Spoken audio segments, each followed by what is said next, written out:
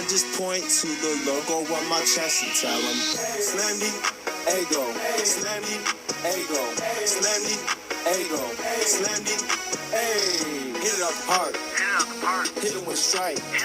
From the national anthem to the bottom of the night. I'm in Slammy, Ego, Slammy, Ego, Slammy, Ego, Slammy, hey. You already know what's up. What's that? Another home run. But you know the job ain't done till we hold that trophy up. Hey. What's up, everybody? Welcome to episode 354 of the Talking Friars podcast and YouTube show. Ben Fadden here with you again on a Sunday, March 5th, 2023. Thank you, everybody, for tuning in here, whether that's on YouTube, replay, live, podcast platform, Spotify, Apple Podcasts, wherever you get your podcasts. I really, really do appreciate it. A lot to talk about today. Padres, their spring training game today, Blake Snell's debut, Joe Musgrove and his his rehab, I should say, to try to come back earlier than most people expect. He's going through a lot in his rehab process. So I'm going to be getting into that. Juan Soto, his calf, an update on that, and just talk Padres and some San Diego sports at the end, like always. But thank you all for being here. So let's start with the Padres spring training game today. Padres won 10-3 over the Oakland A's in Peoria. Blake Snell, I was encouraged by what I saw for the most part. He did give up a home run to a guy that he said only hits balls that are where Snell pitched it, on pitches that were pretty much low and in, down and in. And that's where he threw it, and a home run was hit. So that was a mistake from Snell. There was a pitch clock violation from Snell, but we knew that that was going to happen at some point. He did tell the media after the game that he felt rushed, which is not surprising because of if you've ever watched Blake Snell in the past in regular games when there hasn't been a pitch clock, he likes to work slow sometimes. And I think sometimes when he's walking the world, he gets in his head sometimes. And that's not the best when you're on the mound and you need to move past that guy that you just walked. That guy that you just walked doesn't matter anymore. Focus on the next guy. I feel like sometimes he doesn't do that and he just gets in his head. And having this pitch clock implemented where he has to move on and just go pitch and not think about it, not go walk around the mound for 30 seconds before going to the next batter. He has to just go to the next batter. I think that can help him this season. And we're going to have shorter or less dead time in Blake Snell starts, which I think is good for everybody. So I'm looking forward to that. He went 3 innings today, struck out 4 guys in those 3 innings. I thought his breaking ball was working really well. He had guys, and I know it's the Oakland A's, and they don't have the best players, but he did have guys swinging at the breaking ball that was like thrown, 57 feet probably. Like he was hitting the dirt well in front of the plate on some of these breaking balls, and Nola was blocking them. The A's batters were still swinging at those pitches. So that's how nasty it was, just falling off the table. So seems like it's working. He, I believe, told reporters after the game, or he was telling Scan too during the game after his start was over, during that interview, just saying how he's way ahead of where he was at this time last spring. And I know there was the lockout right before spring training last year, so he could blame it on that. But I think there's he realizes that if I want to be good, if I want to get a bigger contract, because this is his walk year, if I want to get a big contract, I got to be dominant the whole year. This can't just be a second half thing. And so he spent, I think, 4 days a week in San Diego, working with the training staff a little bit. I think Ruben Niebla lives in San Diego. So they worked together during the off season, and he was in San Diego more than he was last off season. He was in, I think, Washington, where he lives. He was there pretty much, it seemed like, all off season long last off season. That wasn't the case this past off season. So he's being more present. It seems like he's going to be more ready at the start of the year than he was last year or in years past. And that's good news. Now, obviously, fans are going to ask, well, why couldn't he just do that going into last year? Why couldn't he be ready going into last year? Why is it always the slow starts? And that is totally a valid question, and I understand people being, maybe a little ticked off about that. Like, it took you this long to realize when you have to get going to be ready for the whole season, just be ready for the start of the year. Like, you've won a Cy Young before. Like, you have all this talent, and it seems like you're wasting it a little bit if you're not going to be ready for the start of the year when other guys are ready for the start of the year and you're not, right? But all we can't control it, but all we can do is hope that Blake is ready for this season. And just, I hope, like, I'm not expecting the Padres to go extend Blake Snell or bring him back on a big contract. So what I hope is Blake Snell is truthful here and he is ready to start at the beginning of the season, and he pitches his butt off, has a Cy Young caliber season, and then walks in free agency. Like, if he is the dominant Blake Snell, like we saw in 2020 in the postseason there, if he can do that this year, and if he can do that in the postseason, and the Padres end up winning the World Series, then I'll be completely fine. Everything else is forgiven, what he did, because the Padres won a World Series, and he was a huge part in that, right? So I just hope that what we saw today is a sign of things to come, not the pitch clock violation or the home run given up, but the breaking ball, just like his mentality, it feels like it's a little bit different than what it was in past years. So that's good. Trent Grisham had a single to right, a sac fly. He's continuing to be aggressive. The change in the stance being up a little higher like he was in 2020, that's resulting in more success. And him being aggressive, man, if he's hitting like ninth in the order, and then you have Tatis coming up leading off after him, and then Soto, Manny, Bogarts, and then Cronenworth, and then Carpenter or Cruz, I mean, that is one heck of a group of batters there. That's almost the whole lineup, right? Having Grisham as a second leadoff, if he's clicking and he's aggressive, and have Tatis having to come up behind him, I mean, talk about more hell for opposing pitchers, right?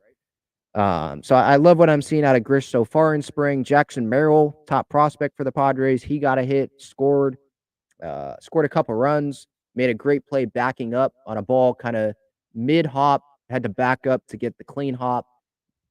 Has a cannon for an arm, throws it across the diamond. Good stretch by the first baseman as well. On that side of things, he's been looking good. Taking balls, like even from the first game that we saw of him in spring training, just taking balls the other way, not trying to pull everything. Seems like he's not trying to hit home runs, just being a complete disciplined hitter. That's what I'm seeing out of Jackson Merrill so far this spring. Is he going to make the roster? No. Is he going to be on the team at some point in 2023? I would think not. I hope he starts the season in Double-A, gets most of the season in Double-A. Maybe he can get to Triple-A at some point this year. But I just want him to continue to develop. And it's not a bad thing that he doesn't be on the roster in 2023. He's just still really, really young. And this Padres team has a lot of talent. And they have a lot of infield options. And if you're going to bring Jackson Merrill up, you want him playing every day, right? You don't want this to be a situation where he comes up and he's sitting the bench, right? So I just don't see a path unless a bunch of injuries happen. I just don't see a path where he comes up at some point in 2023 for this Padres team. But I like what I'm seeing out of him so far in spring training. Luis Garcia was on the mound, did not look the sharpest, allowed a run, 2 walks in that 1 inning of work, but Tim Hill pitched well. Robert Suarez the other day, right? It was yesterday, right, against Arizona. He didn't pitch the best, but just like I said with Suarez, I'm going to have that same mindset with Garcia. I'm not going to sit here and be really, really worried about Luis Garcia. He's one of the best relievers on the Padres. It's March 5th. If he sucks in the WBC, I mean, that's not on the Padres. So I don't even know if I'm going to be worried if he stinks in the WBC. Like, we're weeks away from the season starting. He doesn't need to be amazing right now. You'd prefer him to be amazing right now, but he doesn't need to be. Tim Hill pitched a clean inning. Jay Groom, I like what I'm seeing out of him. 6 and 2/3 scoreless innings so far in spring training, mixing his pitches. I thought Bob Melvin put it well post-game. throwing pitches away to lefties, uh, back foot pitches as well. So, like, making it hard, and he's getting some swing and misses. There's been some rocky at bats, but not every at bat's gonna go totally smooth. Um, I don't know if I were to. I try to do this like every few shows after one time around the rotation or half time around the rotation where the depth guys have appearances. How would I rate, like, if the Padres go six-man rotation and Musgrove misses the first start, so one of the depth guys is the six man, and we'll get to Musgrove here in a sec. Um, how would I rank, like, the power rankings? Like, who'd be 1, who'd be 2, who'd be 3 for the six man? Like, right now, I'd probably lean Weathers or Tehran, and then Groom is right there. Like, it feels like it's that three-man race there. I could be forgetting some people too, but I think it's a three-man race there right now. And then Honeywell struck out like 5 guys the other night against Chicago, I think. Kinnear is there too, in that tier below those 3 probably. Probably is, the top El Paso guys. That's probably how I'm looking at it right now. Chris Matt, he's been looking good, but I don't think he's like this. He would be the 6th starter, even though he's building up as a starter because that's going to be his role for Team Columbia in the WBC. I think he's going to be a long man out of the bullpen. Morahone you could throw in there too, but he wouldn't be like the 6th man right now, I don't think. It would be between Groom, Tehran, and Weathers. I like what I'm seeing out of Ryan Weathers so far. He looks more comfortable than he has in past outings, past years, last year when I saw him pitch. So just summing up the rotation depth. I like what I'm seeing so far out of the depth guys. We haven't seen Walker yet, but we've seen Lugo, we've seen Martinez, we've seen Snell now. I'm not worried about Darvish and Musgrove. I mean, yeah, we haven't seen him in Cactus League games because he's hurt, but he is a guy I'm definitely not worried about at all. Whenever he comes back, he'll be ready. He's working his tail off to come back earlier than a lot of people expect. I think mid-April should be like a good expectation among the Padres fan base of when he can come back. But according to what he's saying in the Union Tribune with Kevin Acee, what he said, I don't know if this was today or yesterday, whenever he told Kevin Acee this, but Acee's notes column was published today in the UT. He thinks that he can come back first time through the rotation, like as the 6th man in the rotation. He thinks he'll be good, ready to go. He hopes that. He's being more of an optimistic guy, looking at it from more of a optimistic viewpoint. So that's a good transition. Let's go to the Musgrove stuff. So what he's doing right now, I recommend you go read Kevin Acee's piece. There's some notes on Juan Soto as well, and we'll get to Soto. But Musgrove, so he's driving 40 minutes every morning, 2 hours of lying in the hyperbaric chamber, in the hope that he can be back on the mound sooner than almost anyone expects. That's how Acee starts out the article. That hyperbaric chamber simulates him being 50 feet below sea level. The lungs are absorbing the oxygen that's pumped in, prompting his body to create stem cells that promote healing. That flies over my head. I have no idea what that means, but it helps him, I guess, heal faster. So that's what I care about. He goes back to the Padres complex, throws weighted balls, 150 weighted ball throws. He works out, gets treatment, and then he goes back to that hyperbaric chamber, which is 40 minutes away, and lies in there for another couple hours. So this is a long process. So let's say in the morning he does this couple hours, he gets, is it 40? Maybe it's 40 minutes to wherever he's going and then 40 minutes to Peoria. So I think that's what it is, or maybe it's 20 minutes. It doesn't matter, wherever it is. Let's say it's just 40 minutes. That's over an hour a day. That's over an hour a day where he's driving to go lay down for a couple hours to promote more healing. Then the weighted ball throws, the working out, the treatment. And he said in the article, he's doing everything that he can even if it knocks a day or two off, even if this whole process knocks a day or two off of when he'll be ready to go, he's willing to do it. Like, that's how much he cares, and that's how much he doesn't want to miss starts. Kevin wrote later in this article about, or Musgrove told Acee about how he does not want to miss starts. Just going through some quotes here. By the way, not the dumbbell, the kettlebell was 35 pounds. I don't think we knew that before this article came out, but that's just a small little detail there. So imagine 35-pound kettlebell dropping on your toe, because I think I saw in the off season he trains without shoes on. If he was doing that then, I mean, holy cow. I mean, that's why he's probably in an immense amount of pain, or at least he was when that happened. Let's see. Musgrove says once it's healed, it's a pain tolerance thing. The nail will be gone at some point. It seems like the nail is hanging on right now, so it's not totally gone. And he's going to go, I think, back to San Diego. Is it this weekend? Sunday night, to see a specialist. He wants to know when the nail, excuse me, not the tail. He wants to know when the nail will have to be removed, when the specialist thinks it should be removed. And so imagine having to go pitch without a toenail. Like that's going to be pain, right? It's a lot of pain tolerance is what it seems like. So he's throwing right now, hoping to stay in good enough shape where when he gets back, he's ready to throw. He's not going to have to spend a week building up. He can walk normally as long as he's wearing the padded open-toe shoe.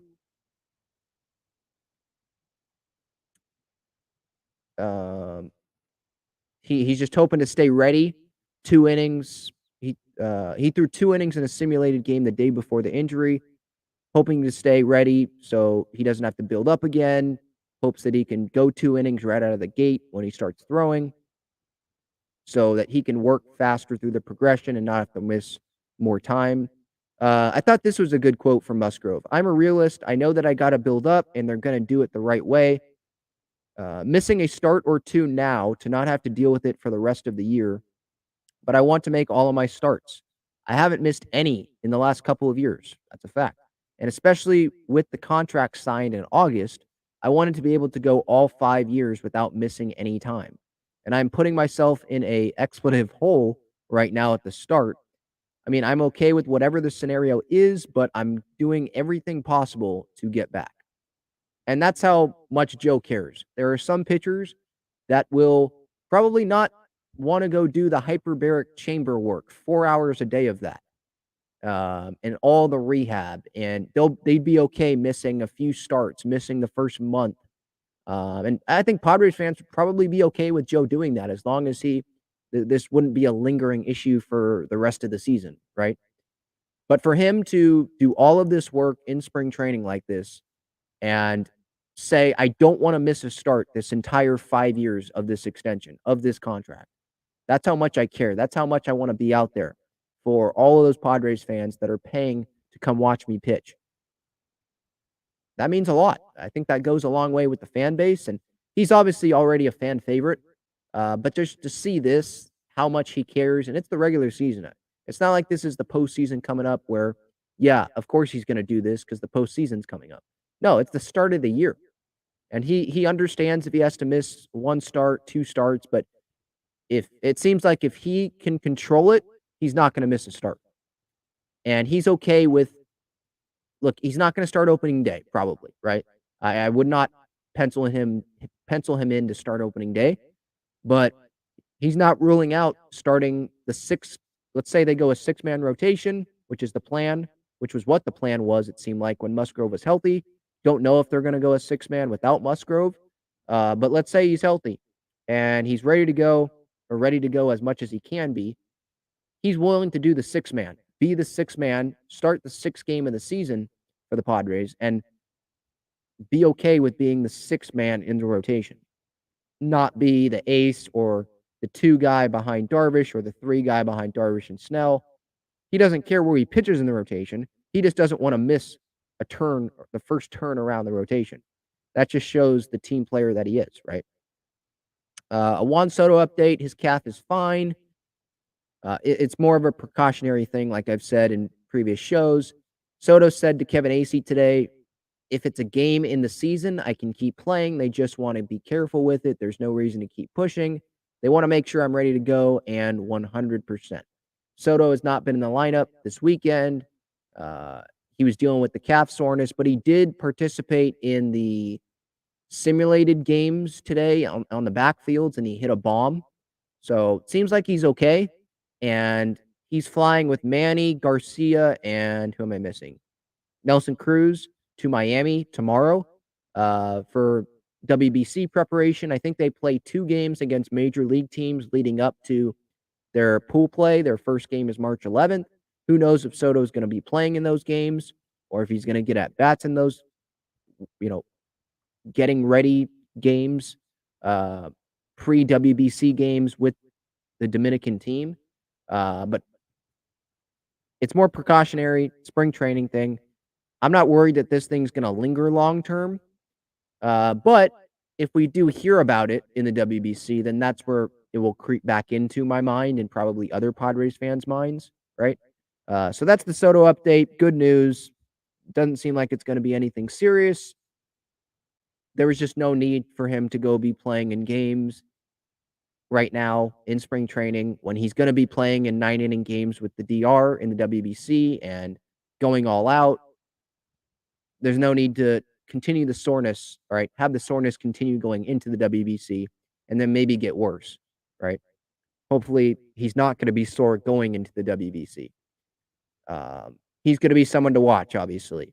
See if he has to exit games or anything. I hope not. Obviously, I don't think he will. I don't think this is going to be an issue by the time the WBC starts. Just more of a precautionary thing. So good news on that front.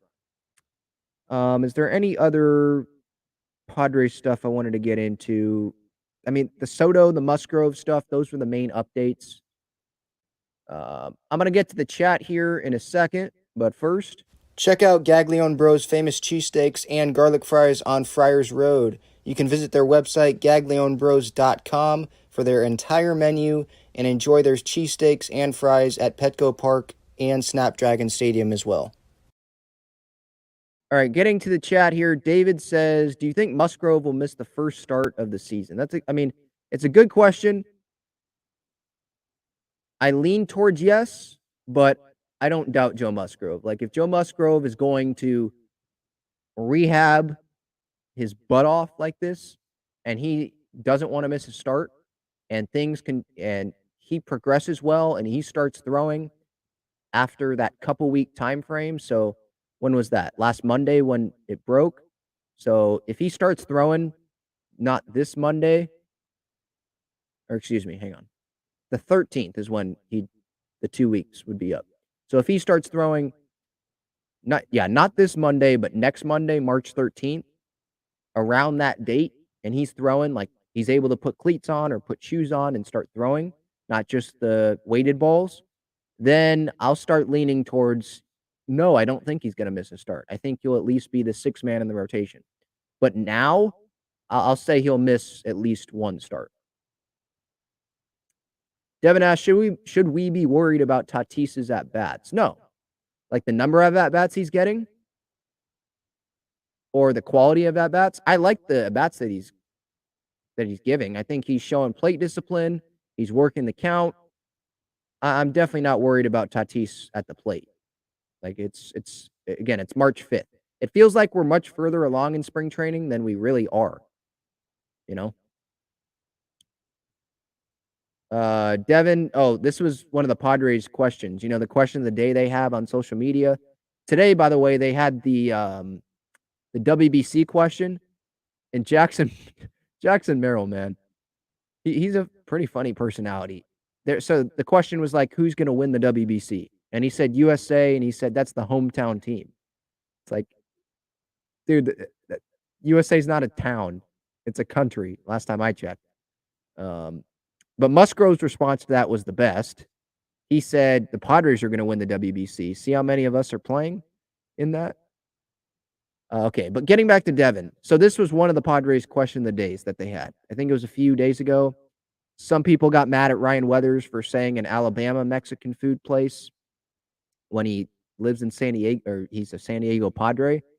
And he apologized on Twitter, pretty much saying, like, the camera got me. I got flustered a little bit there. So he apologized. Hey, I'm not going to knock him for, look, of course he should say San Diego for Mexican food, but I'm not going to knock him for saying his hometown place. Because he's probably eaten there, I think is how you say it. He's probably eaten there much more than Lolita's or wherever he goes in San Diego. But Devin, what's your one restaurant you have to eat for the rest of your life? If I had to pick one restaurant, man, that is tough. Man, I love me some In-N-Out, but I'd probably go Olive Garden. I'm a big pasta guy. The breadsticks I could eat forever.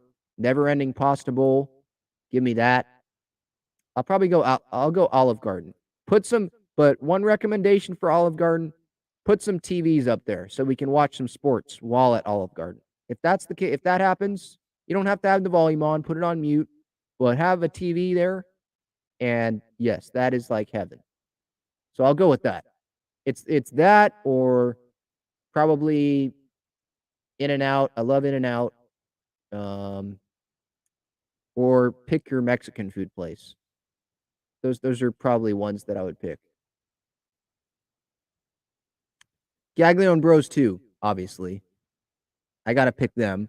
But the reason why I didn't say Gaglione Bros like in my top 3 is because that's not like, that doesn't seem like a restaurant. That, at least in my head, it is a restaurant. Like, they have the location on Friars Road. But I have Gaglione Bros at the ballpark. The cheesesteaks, the garlic fries, I love it. I could eat that all day. But I have that at the ballpark, so that's why it wasn't in my head as a restaurant. But it is a restaurant. So I'll throw that in there too. Let me know in the chat what you guys would say to that. Oh, Jim says he was there today and saw Musgrove on the backfield. He was walking without a limp. That's good. Well, yeah, he was saying to Kevin that he's walking fine as long as he has that open-toed, what'd I say, the open-toed shoe? Let me see. Let me pull up the article again. As long as he has a certain shoe on, he walks fine.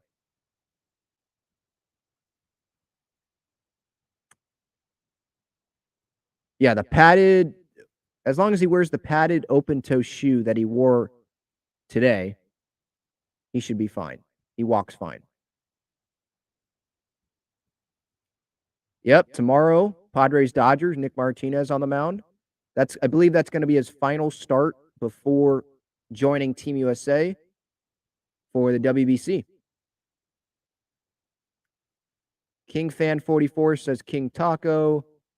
Devin says Outback Steakhouse. Okay. Mac and cheese, potato soup. All right. HH4. Sorry if I pronounce this wrong. Rana's Mexico City cuisine. Ocean View Coffee Cruise says George's in La Jolla. Alex says Texas Roadhouse. Yes, I can say yes to this, Devin. I agree with this. I would say any taco shop with a good California burrito. Potatoes, though. I'm not a big fan of the ones that have the fries in it. I like having the potatoes. Drew says taco stand. All right. All right, let's get to some San Diego sports, huh?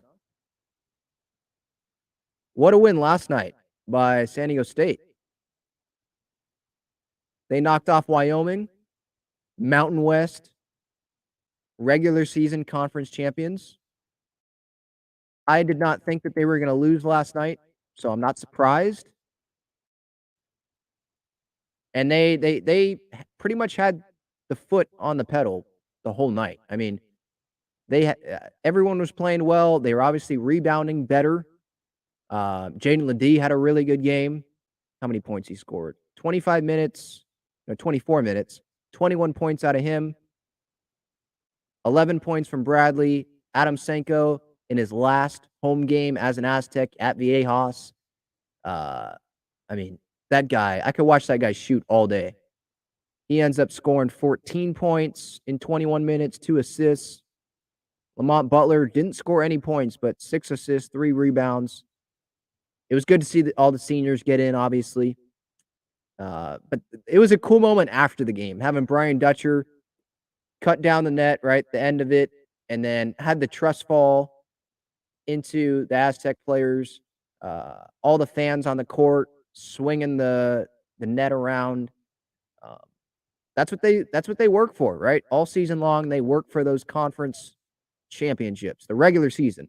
They're obviously going to want to win the tournament, which starts next week. By the way, their first game is going to be, I think, on Thursday, Fresno State or Colorado State. The winner of that game, I believe it's Thursday at noon, or Thursday at noon. I think at noon. Could be wrong on the time. I think Thursday at noon. It'll be either Fresno State or Colorado State playing San Diego State in Vegas. They should be able to win that. I think they have a really good chance at winning the tournament. Although they're already in the tournament, like the big tournament. And there might be all it takes is one team to get hot in the conference tournament for San Diego State not to win the conference tournament, right? Like there were times I know I just said that they did keep the foot on the gas pedal last night. Like it seemed like they had a double-digit lead the whole time. But and I agree with what the announcers were saying on CBS Sports last night. There were times where it did feel like it could have been like a 20-point game, and it was like it was like a 10-point game, 11-point game. And they were kind of allowing Wyoming to stay in the game, even though the game was never in doubt. Like the Aztecs weren't going to lose that game. So I thought it was a solid win overall. It was obviously a more improved performance compared to the collapse from the game before against Boise. They won the conference outright before or was it at halftime, before halftime, when Utah State had that game already finished. So I guess they already had planned on cutting down the nets, even if San Diego State lost, which would have been awkward. But hey, they won it outright. They won it by 2 games because they won last night. So great season, regular season from San Diego State, and hopefully that is just the first of many wins in March for the San Diego State Aztecs, right? As for where they're going to seed in the tournament, obviously, I think we're going to have a better idea of that once the conference tournament ends. Right now, it feels like they could get a 5 seed. I think in the net, they're top 20. I know they're top 20 in the net. Let me check John Schaefer because he's obviously huge on the net. He loves Catapult U and the net and where they're at in the net. So they were at 18 after the 17-point win over Wyoming last night. They're now at 16. They could get a 5 seed, but maybe they get a 5 seed and it's not in Sacramento, or they get like a 6 seed and it's in Sacramento. I don't really care what seed they're in. I mean, I'd probably rather have the location. I'd probably rather have a lot of Aztecs fans show up in Sacramento than have them go play out east and not as many fans.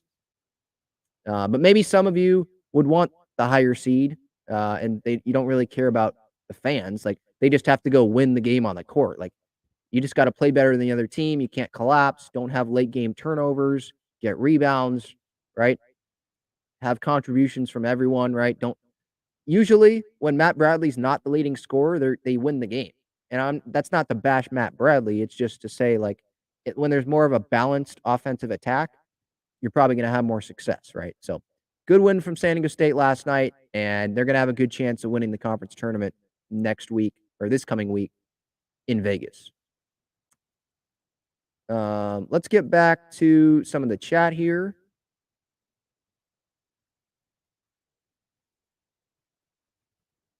A lot of people are still chiming in with their one restaurant. What was the question?